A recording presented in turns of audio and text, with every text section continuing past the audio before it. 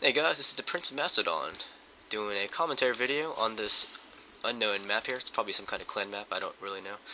Anyways, this is a Rome versus Rome battle. I'm in command of the Scipii Romans here in blue, and my opponent is King-Conan of the King's Clan in command of the Julii Romans in red. This is my very first ever 60k battle. I played this battle in January 2009, today.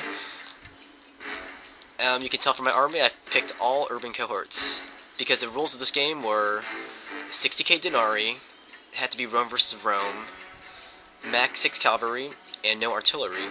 Those were the rules. I've never played with these kind of rules before, but I decided to try it out. Anyways, I picked an all-urban cohort kind of army, because my opponent said this should be a infantry fight, predominantly. So I picked urban cohorts. I put my general in the back here. I wanted to keep him safe. Anyways, I picked a checkered board formation here, because if the Romans used it in history, I should too. Let's look at King-Conan's army. You can see it's set up here. He has 2 Praetorian cavalry squadrons in the back, one containing his general. There he is. Then he has 13 urban cohorts all around here. And then he has 5 legionary first cohorts. And this is why his army is more expensive than mine, and this is why he has more men than I do, because he has legionary first cohorts. They have lower stats than the urban cohorts, but they have more men, and they have the Eagle standard, which inspires men. So I don't know what kind of effect that has, so I was kind of jumping into unknown waters in this battle. Anyways, I'm going to do the Roman thing. I'm going to engage with the minimal amount of my army as I can, and I'll keep the rest of my army in reserve. That's the Roman thing to do. You can see Testudo here. I've heard many things about Testudo being useful in big money games, so I wasn't really sure, so I did it anyways here. I want to show you what King-Conan's doing with his army. He's forming this huge crescent line here, and he didn't turn off his Pila, so he's wasting his Pila on my urban cohorts. Only on a few of them anyways. But he formed a line here, so you can see him going into Testudo all around his army here, because he thinks I'm going to throw my Pila at them.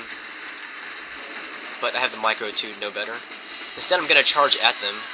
And this is what I was talking about. When people go into Testudo, you can just attack them.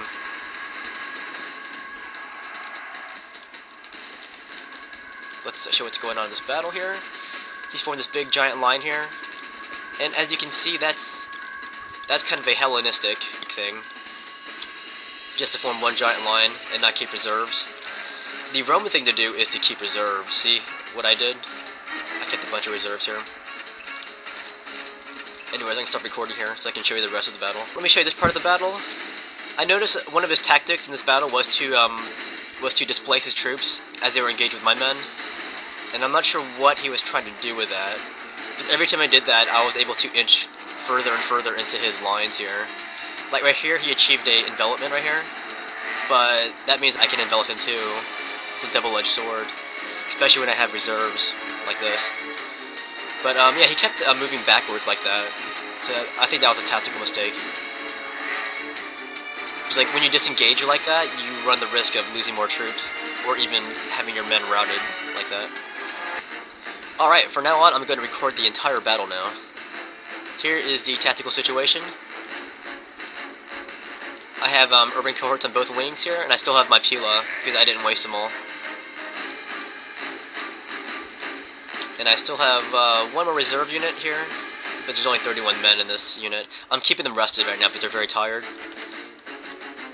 But you can see him using his Praetorians to strike at the rears of my urban cohorts. And so it's getting really messy now. Like at big money, these units last a lot longer. Anyways, I just lost my general. He routed, but he didn't die though. He routed. There he is. He's going to run out of there, and he gives us pursuit, and he's going to chase after these urbans right here. So look at all these little upgrades on each unit. Everything is fully upgraded. He just annihilated one of my urban cohorts right here. Oh well.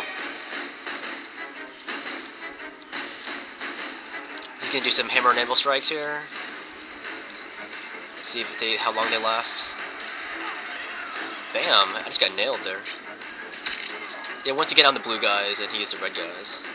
So that hammer and anvil didn't achieve what he hoped for, so he's probably going to cycle back here. I forgot.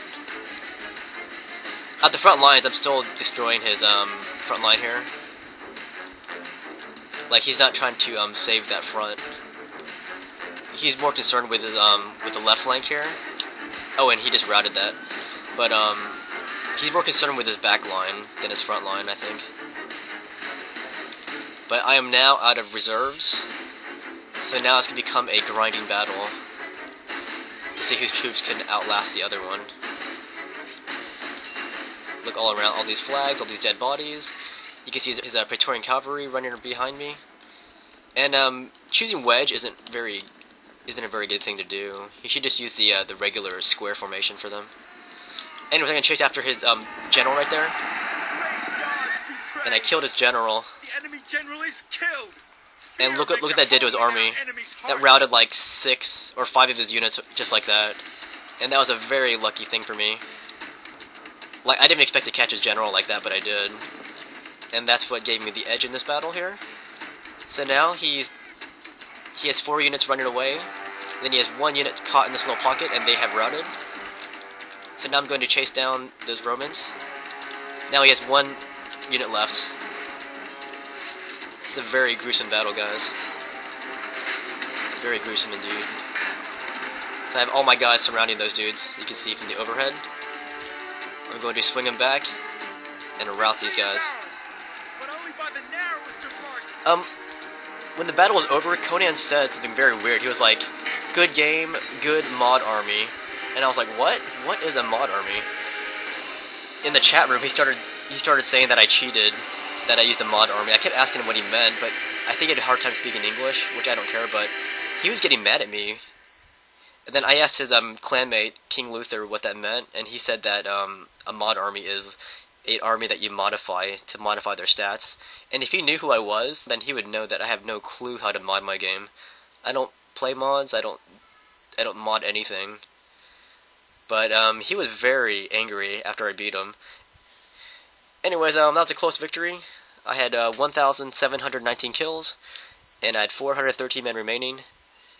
King-Conan had 1,441 kills, and he had 64 men remaining.